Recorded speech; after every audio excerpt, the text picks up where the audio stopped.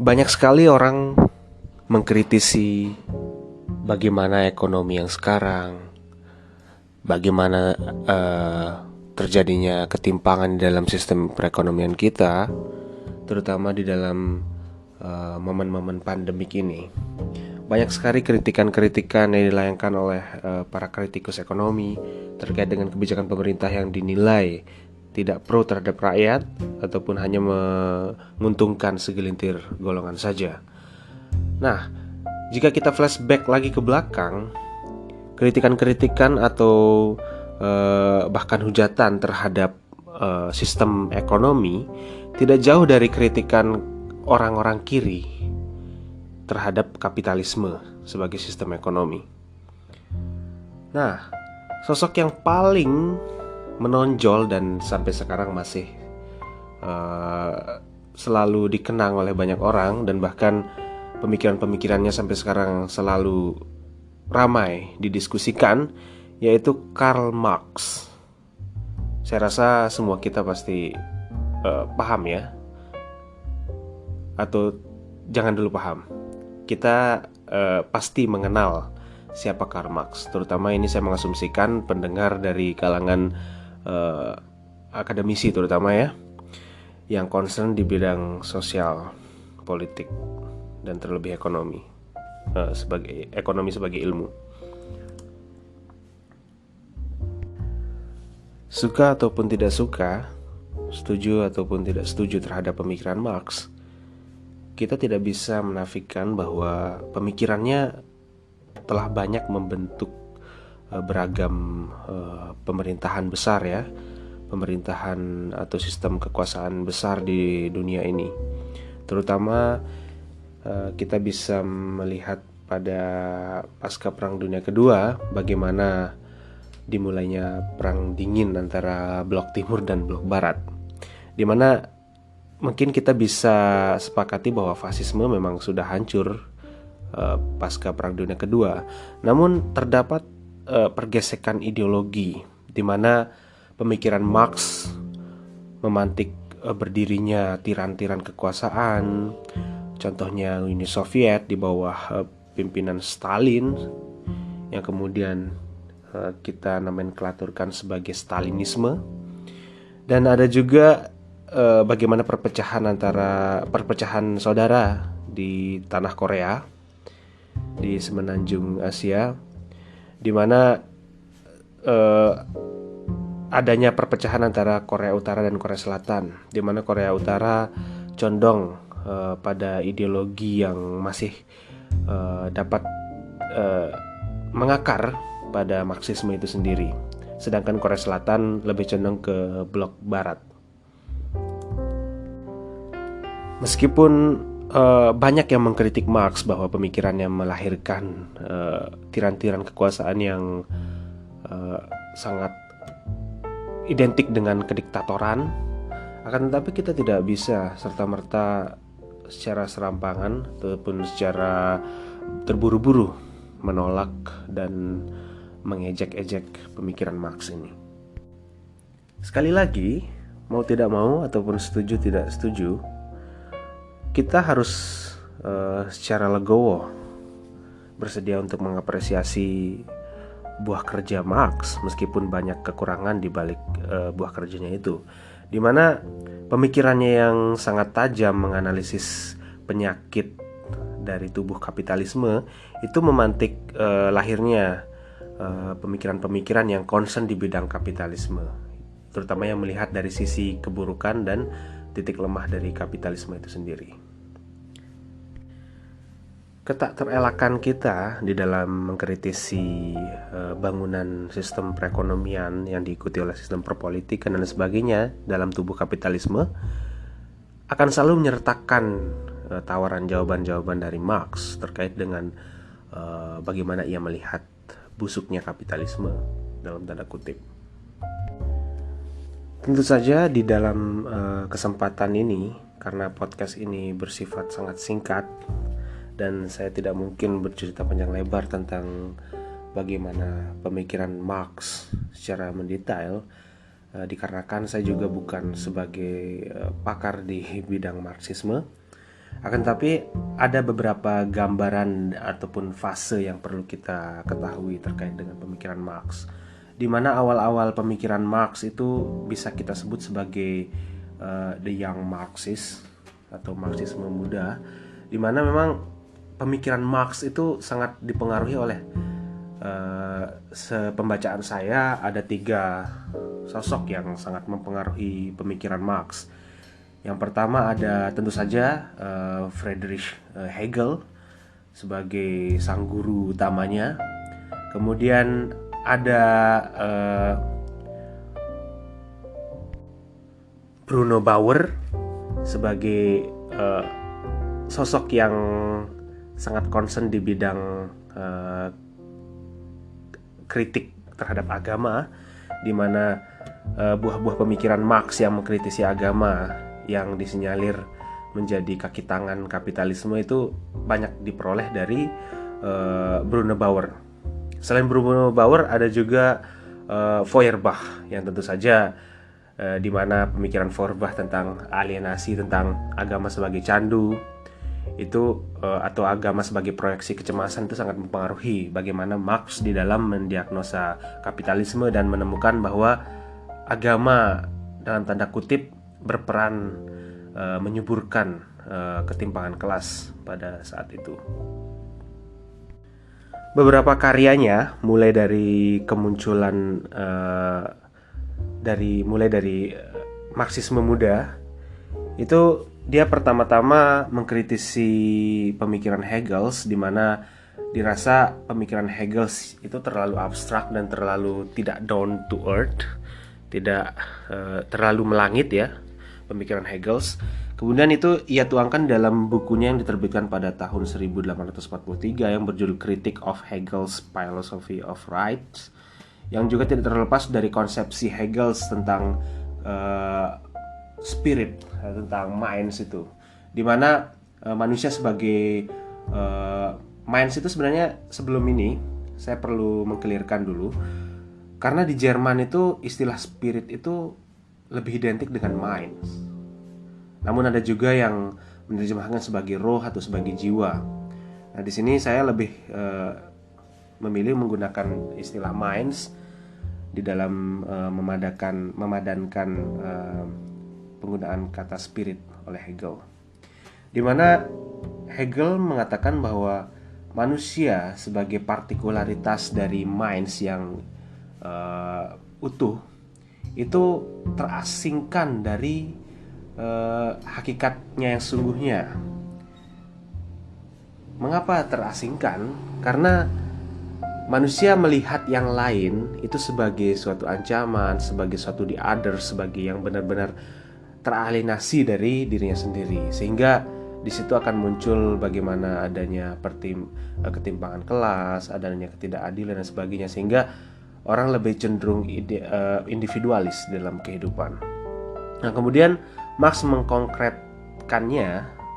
Jadi Marx melakukan konkretisasi atas ajaran Hegel ini yang ia tuangkan melalui karyanya yang cukup monumental, yakni Critique of Hegel's Philosophy of Right.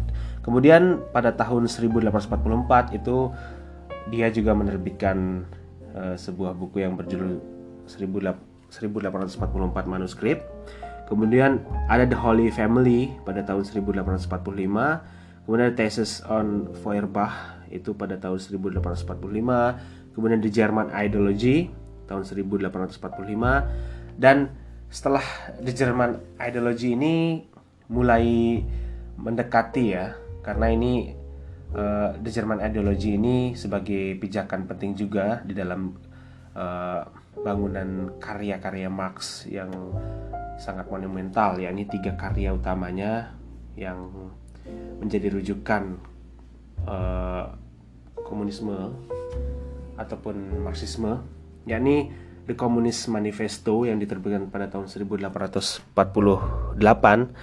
kemudian Critique of the Gotha Program, dan Capital, Das Kapital yang paling terkenal dan menjadi hal yang mungkin magnum opusnya Karl Marx yang selalu dikaji sampai saat ini. Sekali lagi secara pribadi saya sendiri berterima kasih kepada Marx karena memantik dan memberikan kita setidaknya ada gambaran jelas tentang penyakit-penyakit yang ada di dalam tubuh Marxisme. Yang pertama, ia mendiagnosa penyakit itu sebagai modern work is alienated.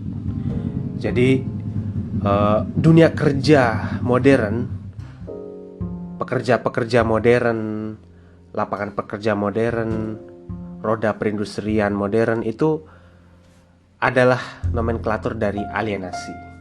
Mengapa demikian? Untuk menemukan jawabannya, maka sederhananya akan ada dua tipe pekerjaan yang menjadi concern Marx pada poin nomor 1 ini, yakni orang bekerja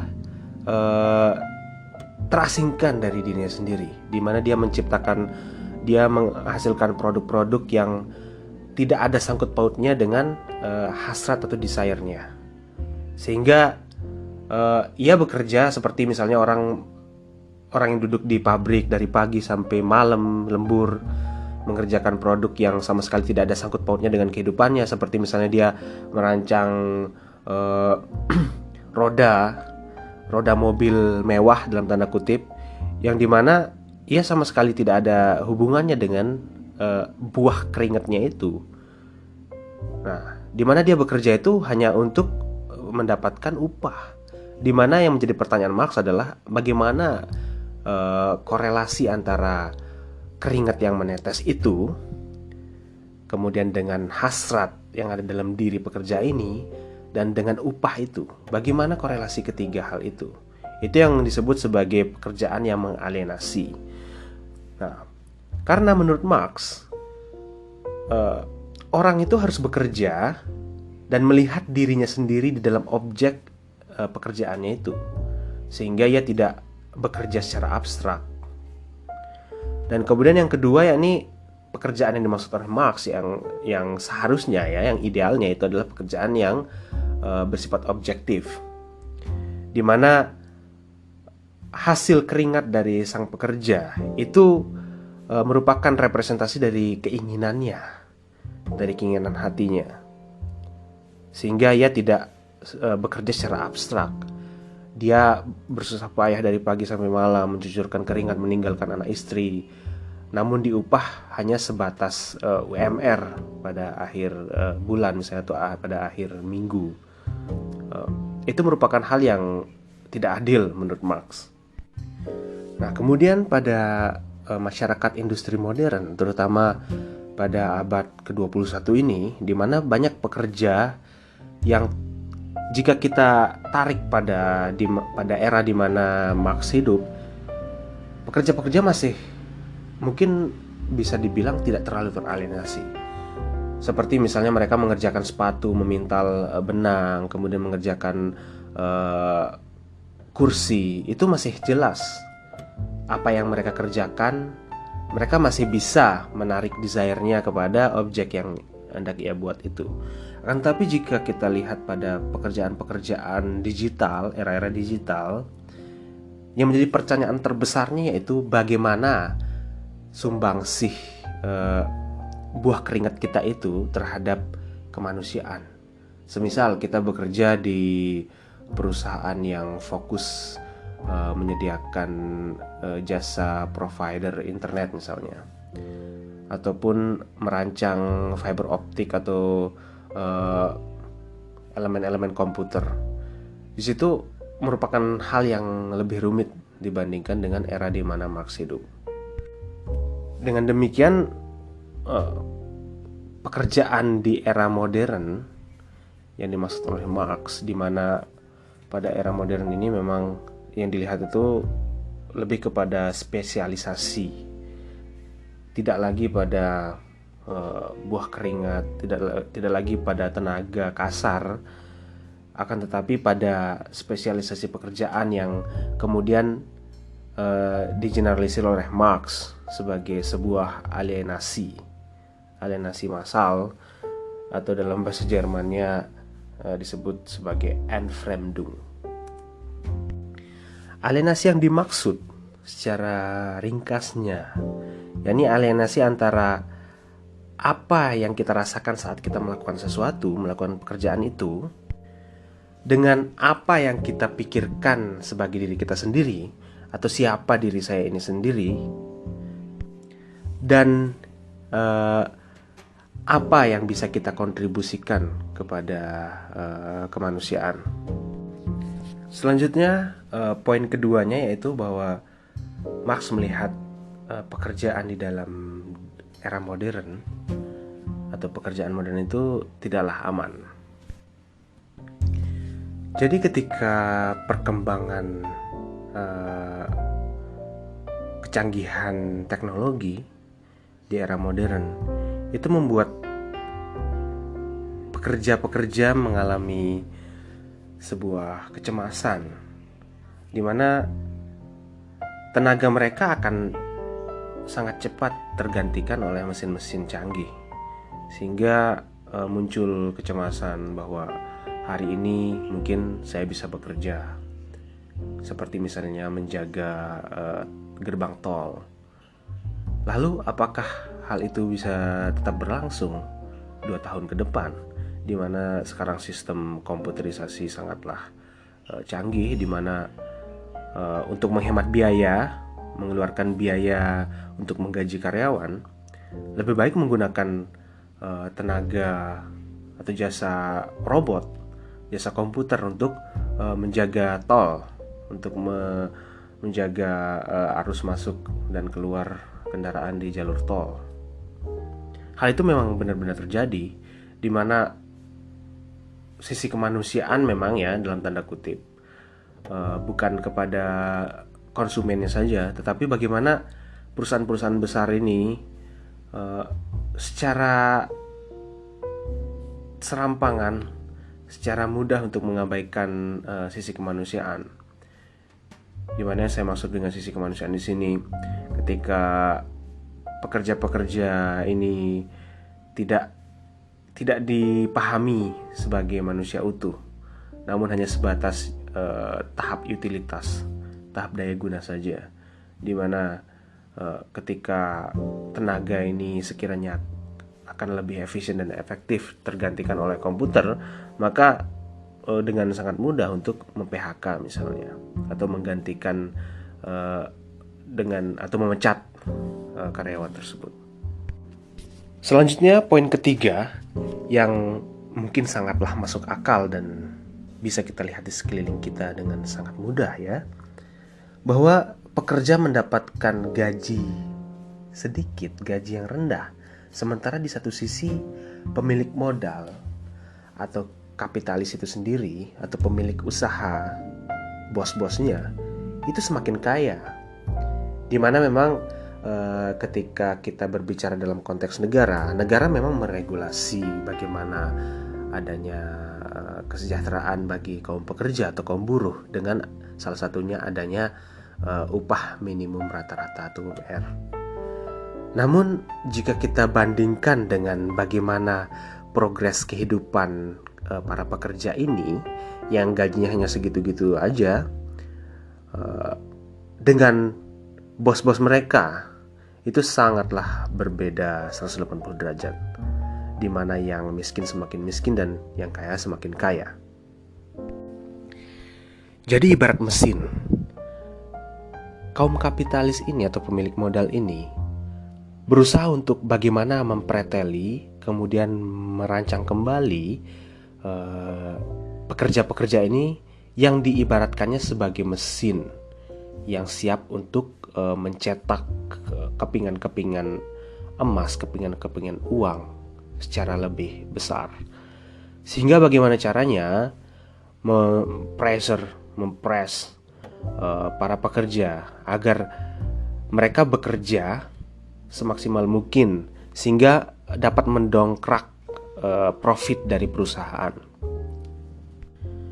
Secara pedasnya, Marx menyebut profit kaum kapitalis ini sebagai hasil rampasan yang dirampas dari talenta, dari keringat para pekerjanya, sehingga mereka akan semakin kaya sementara para pekerjanya akan begitu-begitu saja. Kemudian poin keempat bahwa kapitalisme sangat-sangatlah tidak stabil, very very unstable. Sistem kapitalisme yang tidak stabil itu tidak bisa terlepas dari produksi massal dan penciptaan kebutuhan yang diada-adakan secara masif, di mana para kapitalis ini menciptakan sebuah kebutuhan yang seolah-olah merupakan kebutuhan kita, akan tetapi pada dasarnya kita dicekokin oleh kaum kapitalis ini dengan barang-barang yang mewah yang sebenarnya kita tidak terlalu membutuhkannya, namun dengan cara-cara mereka yang licik membuat kita terikat dengan barang-barang tersebut, yang mungkin jika kita takar dengan rasionalitas yang mungkin kita punya, bahwa pengeluaran kita itu mungkin sepintas tidak rasional untuk mendapatkan sebuah barang kecil seharga satu rumah. Akan tetapi dalam logika yang dibuat oleh kapitalisme membuat kita seolah-olah hal tersebut logis saja, karena itu adalah bagian dari hasrat kita untuk mengejar suatu kebahagiaan yang lagi-lagi bersifat materialistik.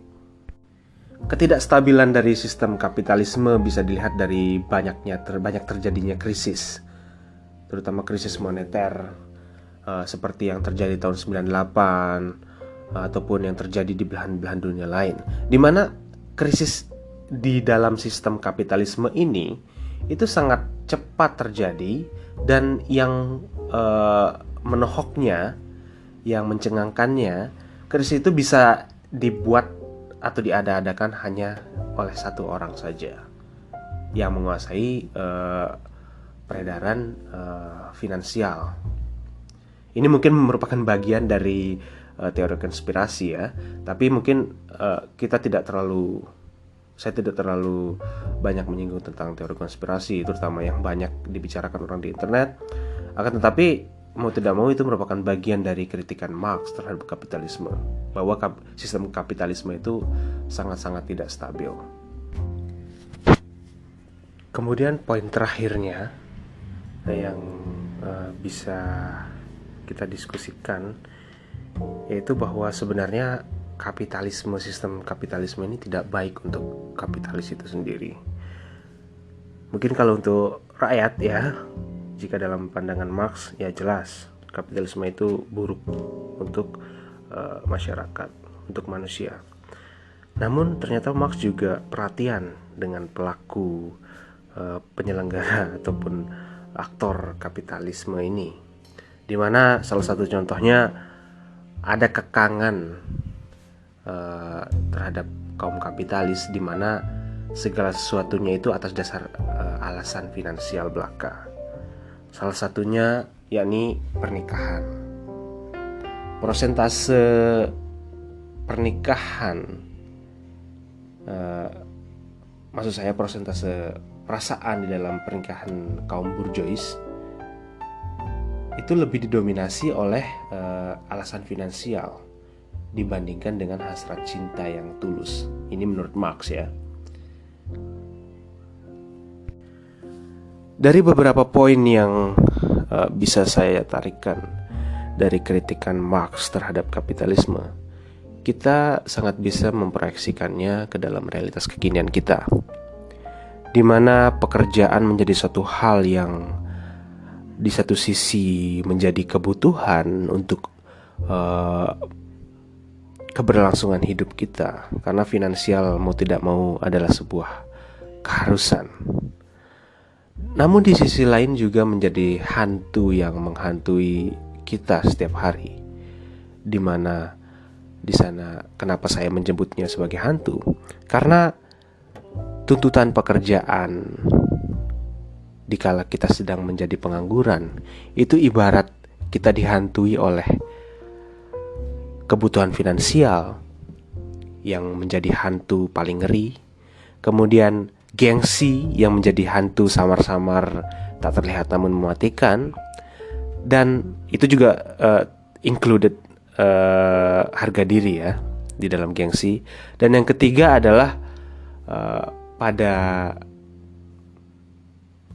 kemapanan hidup yang sederhananya atau paling realnya, yakni bagaimana kita bisa menghidupi anak dan istri kita.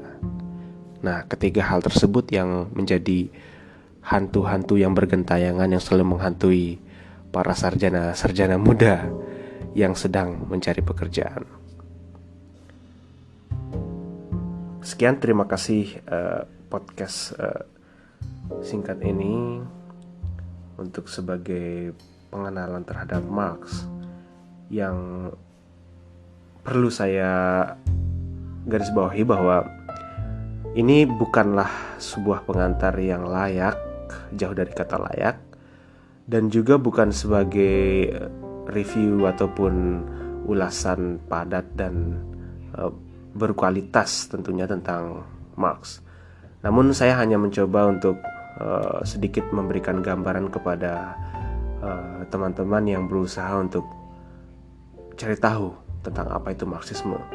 Karena belakangan ini sering kita lihat di berita bahwa seolah-olah Marxisme, bahkan komunisme ataupun komunisme ya, itu menjadi sebuah hal yang sangat ditakuti oleh masyarakat. Karena disinyalir merupakan bagian dari PKI dan lain sebagainya. Sebenarnya hal itu adalah tidak 100% benar, dan kita perlu lebih banyak menggali informasi lagi terkait apa yang diberitakan, terutama dengan membaca teks sejarah bangsa Indonesia di masa lalu, terutama bagaimana sejarahnya kok bisa dua makhluk yang bernama komunisme dan Marxisme ini sangat ditakuti dan sangat dimusuhi, sangat dibenci oleh penguasa.